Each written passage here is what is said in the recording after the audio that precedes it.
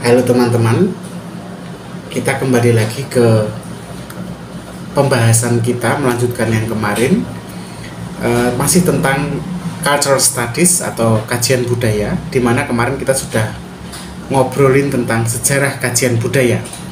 Nah, kali ini seperti yang sudah saya janjikan, kita akan mencoba menempatkan budaya sebagai teks. Artinya budaya menjadi sesuatu yang bisa kita baca. Ketika kita mendengar kata teks, mungkin yang terlintas gitu ya, sepintas dalam pikiran kita adalah apa saja contoh teksnya: buku, esai, artikel, atau cerpen, novel, atau bentuk-bentuk tulisan lainnya. Nah, dalam kajian budaya, teks itu bukan hanya sekedar itu teman-teman, tetapi teks itu juga punya arti yang lebih luas. Teks itu bukan hanya tulisan. Teks itu juga bisa berarti film. Teks itu juga bisa berarti iklan. Bahkan fashion itu juga adalah teks. Kebiasaan kita sehari-hari bahkan itu dalam kajian budaya bisa dianggap sebagai teks. Yang tentu saja di dalam teks itu ada simbol-simbol dan ada makna yang dihasilkan dari relasi antara simbol atau dalam simbol itu sendiri. Pertanyaannya kan adalah, mengapa kita perlu melihat budaya sebagai teks? Jawabannya sederhana teman-teman. Karena dengan cara seperti itu, kita kemudian bisa menganalisis bagaimana makna itu dikonstruksi. Ya kayak teks kan. Kita bisa melihat ada makna dan bagaimana makna dalam teks itu dibangun, dikonstruksi. Nah, budaya juga begitu. Kita harus tahu bagaimana makna dikonstruksi di dalamnya, siapa yang mengendalikannya, dan bagaimana kita bisa menginterpretasikan budaya seperti teks lewat berbagai macam cara. Nah, untuk lebih jelasnya, kita harus pahami terlebih dahulu apa sebenarnya budaya sebagai teks itu sendiri. Konsep budaya sebagai teks itu pertama kali diperkenalkan oleh para pemikir strukturalis. Kita sudah membicarakan itu ya, tentang filsafat strukturalisme. Salah seorang dari para pemikir strukturalis yang saya maksud adalah Roland Barthes, tokoh yang juga beberapa bulan yang lalu saya sudah bahas ya.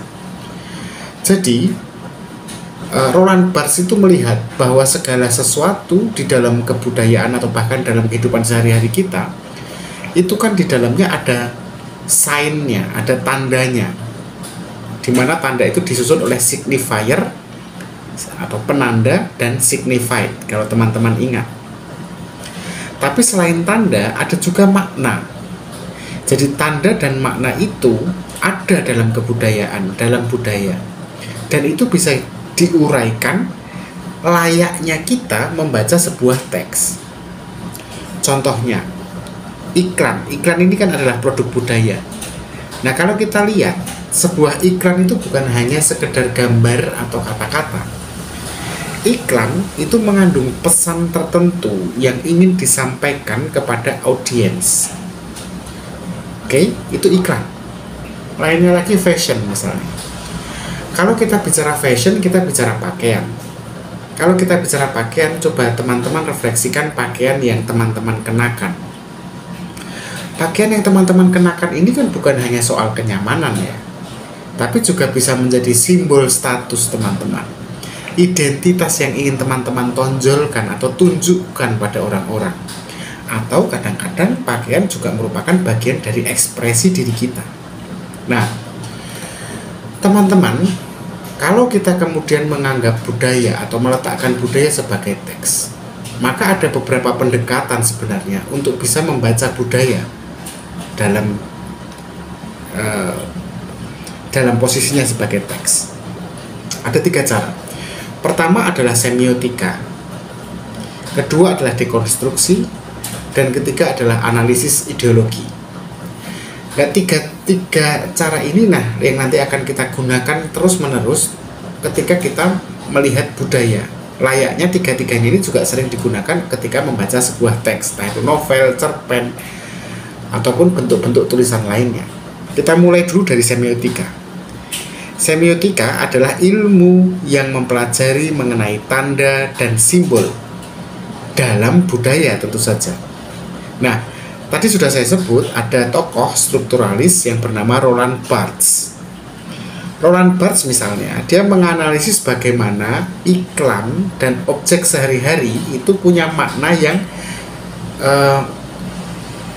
jauh lebih dalam daripada sekedar fungsi praktisnya. Jadi iklan itu bukan hanya, oh iklan ini untuk mempromosikan barang, itu fungsi praktis. Atau misalnya, oh mobil merek CR-V, Honda CR-V itu adalah mobil untuk fungsi praktisnya membuat orang terlindungi dari hujan dan panas. Oh tidak, ternyata itu juga merupakan simbol yang dan tanda yang maknanya lebih dari itu.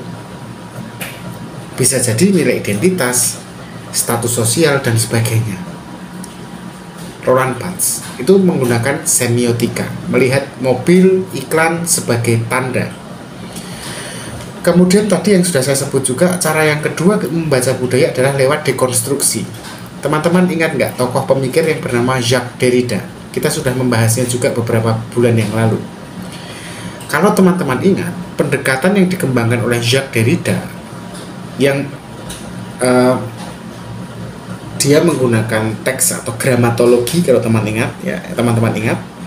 Nah, si Jacques Derrida ini kan menunjukkan bahwa makna dalam teks atau budaya sebagai teks itu nggak pernah tetap, sehingga maknanya nggak pernah pasti. Oh, kalimat ini maknanya adalah ini, itu kalau dalam teks. Kalau dalam budaya, oh tanda ini adalah ini artinya. Tidak tetap teman-teman, tapi bisa ditafsirkan secara berbeda dalam perspektif individu yang berbeda. Saya menafsirkan simbol atau makna dalam budaya ini adalah X, tapi teman-teman bisa melihatnya dengan perspektif itu adalah Y. Maka tidak ada kebenaran tunggal, yang ada adalah kebenaran yang plural. Dari situlah kita juga bisa melihat teks itu yang terlihat, ada sesuatu yang tersembunyi dari yang terlihat itu. Dari situ kita bisa mengenali yang namanya ideologi, sesuatu yang tersembunyi di balik teks. Derrida kan menunjukkan begitu. Pun dalam budaya, ketika kita melihat sebuah makna, simbol atau tanda, kita nggak bisa melihat apa yang dimaknakan dari tanda itu, tetapi apa yang ada di baliknya, apa yang menggerakkannya. Itu dekonstruksi, dan itu hanya bisa kalau teks itu didekonstruksikan, dihancurkan untuk ditemukan gitu. Kemudian yang ketiga, kita juga bisa menggunakan analisis ideologi. Maksudnya gimana? Analisis ideologi ini kan melihat bagaimana teks itu seringkali mencerminkan atau mempertahankan satu ideologi tertentu. Suatu ideologi tertentu itu apa misalnya? Ya kapitalisme, ya patriarkisme, atau mungkin nasionalisme. Nah, untuk melihat itu kita perlu menganalisisnya. Contoh membaca budaya dalam kehidupan sehari-hari, contohnya ya, itu kita bisa menerapkan sebenarnya konsep yang tadi sudah saya bahas ya, semiotika, dekonstruksi, dan analisis ideologi. Kita bisa menerapkan konsep-konsep itu dalam kehidupan sehari-hari. Mari kita lihat contohnya misalnya. Misalnya kalau kita sedang senang film Marvel nih, film superhero. Kalau masih ingat ada Iron Man, ada Spider-Man, Batman, atau DC Comic gitu ya, ada film-film seperti Batman, Superman. Nah, film superhero itu kan seringkali merefleksikan nilai-nilai kepahlawanan, itu heroisme yang diterima dalam masyarakat sekian lama, bahkan ribuan tahun yang lalu masyarakat punya heroisme kan. Tapi kalau teman-teman analisis lebih dalam, teman-teman bisa menemukan bagaimana karakter tertentu itu lebih sering diberikan peran sebagai pahlawan dibandingkan karakter lainnya. Nah, ini kan menunjukkan bahwa superhero yang dimaksud ini adalah sesuatu yang diidolakan, dibanggakan, dan diharapkan masyarakat. Ada ideologi yang bekerja di situ. Sedangkan si musuh dari superhero ini juga kelihatan sekali adalah tokoh-tokoh atau sosok-sosok yang memang oleh masyarakat dikonstruksi sebagai penjahat, enemy, villain. Itu tadi contohnya. Kita juga bisa melihat itu tadi, kita bisa baca lewat semiotika, ya. Kita bisa lewat semiotika, kita bisa baca lewat analisis ideologi, lewat tanda-tanda dan simbol yang muncul. Dan superhero-nya yang maskulin, kalaupun itu superhero perempuan, itu digambarkan perempuan yang maskulin. Dan maskulinitas ini kan adalah bagian dari patriarkisme. Contoh lainnya adalah media sosial. Contohnya seperti Instagram ataupun TikTok. Yang hari ini TikTok dan Instagram itu bisa loh teman-teman kita anggap sebagai teks budaya. Bukan hanya sebagai sesuatu yang biasa-biasa saja, platform digital dan sebagainya. Itu teks budaya.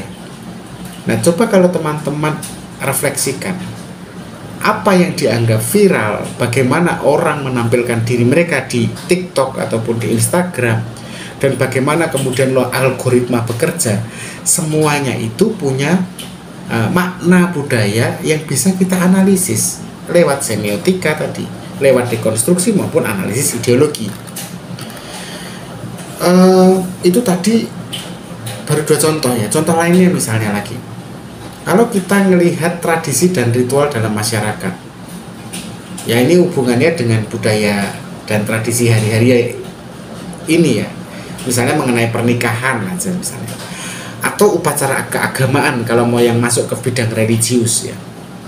Itu semua bisa loh kita anggap sebagai teks yang tentu di dalamnya ada nilai-nilai simbolik, ada makna-makna simboliknya, makna-makna yang dilahirkan oleh simbol-simbol tertentu. Nah, teman-teman melihat budaya sebagai teks itu nanti akan membantu kita untuk memahami dunia dengan lebih kritis tentu saja. Sehingga kita akan sadar bahwa tidak ada yang taken for granted, tidak ada yang hanya kebetulan dalam budaya. Kita nggak bisa bilang, loh kok kalau menikah laki-lakinya harus berpakaian begitu, warnanya harus serba putih, oh itu memang seperti itu dari sononya. Nggak bisa, ini bukan masalah sesuatu yang taken for granted, muncul begitu saja, kemudian kesewenang-wenangan dari sesuatu yang tidak terjelaskan. Oh enggak, semua itu terkonstruksi, di mana kita bisa melihat ada makna yang bisa kita baca dan ideologi apa yang bekerja. Nah, di video selanjutnya nanti kita akan membahas lebih dalam tentang representasi dan konstruksi realitas dalam media. Apa itu? Kita bahas minggu depan. Tetapi jangan lupa untuk like, subscribe, dan selain subscribe juga nyalakan loncengnya supaya kita masih bisa terus ketemu dan ngobrolin hal-hal yang penting tentang budaya. Sampai jumpa, tetap berpikir kritis.